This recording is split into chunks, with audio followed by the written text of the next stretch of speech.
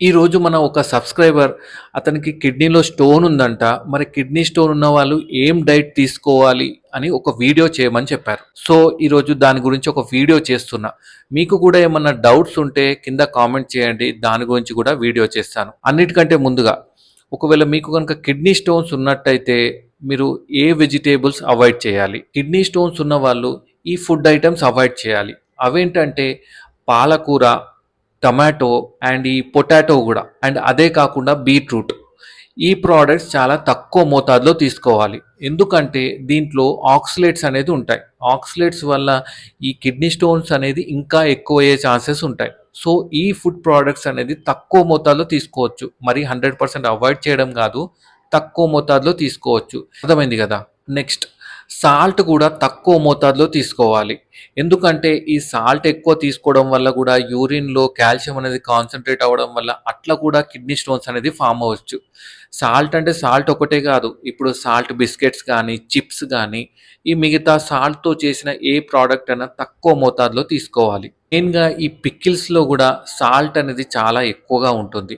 అది కూడా అవాయిడ్ చేయాలి. లేదా అకేషనల్‌గా తక్కువ మోతాదులో తీసుకోవచ్చు.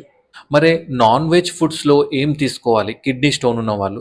మెయిన్‌గా రెడ్ మీట్ అనేది అవాయిడ్ చేయాలి. రెడ్ మీట్ అంటే ఏంటి? మటన్ గానీ, లేకపోతే బీఫ్ గానీ, లేకపోతే పోర్క్ కానీ.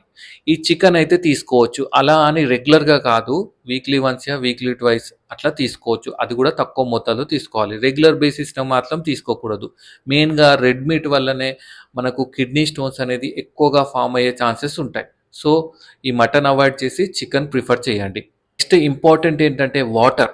వాటర్ అనేది ఎక్కువ మోతాదులో తీసుకోవాలి. కొందరు ఏం చేస్తారు, పెయిన్ వచ్చినప్పుడు హెవీగా వాటర్ తీసుకోవడం అండ్ పెయిన్ తగ్గిపోయిన తర్వాత మళ్ళీ లైట్ తీసుకోవడం లాంటివి చేస్తా అంటారు. అలా మాత్రం అస్సలు చేయకూడదు. మీరు రెగ్యులర్ బేసిస్ మీద పెయిన్ వచ్చినా రాకపోయినా మీరు 3 లీటర్స్ మాత్రం ఒక 3 బాటిల్ పక్కన పెట్టుకొని పక్కాగా తీసుకోవాలి. ఒకవేళ ఈ సమ్మర్‌లో గానీ, లేకపోతే ఎక్కువ స్ట్రెయిన్ అయ్యే పనులు చేసినప్పుడు ఏం చేయాలి? ఇంకొక 500 ఎంఎల్ టు 1 లీటర్ ఎక్కువ తీసుకోండి.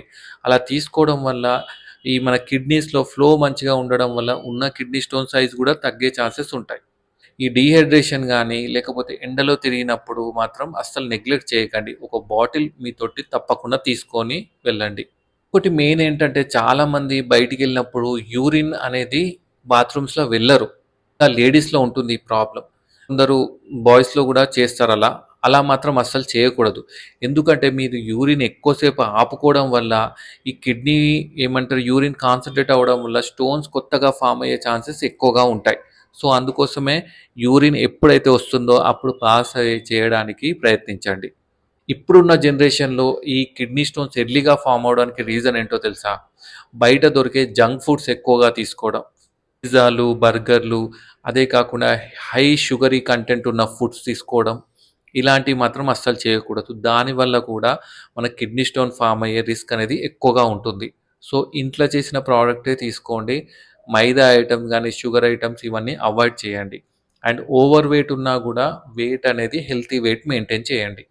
సో గైస్ మీరు ఈ హెల్తీ ఫుడ్ తీసుకొని అన్‌హెల్తీ ఫుడ్ గనుక అవాయిడ్ చేసినట్టయితే మీకు కిడ్నీ స్టోన్ ప్రాబ్లమ్ అనేదే ఉండదు. ఇది తెలియని మీ ఫ్రెండ్స్ అండ్ ఫ్యామిలీకి షేర్ చేయండి.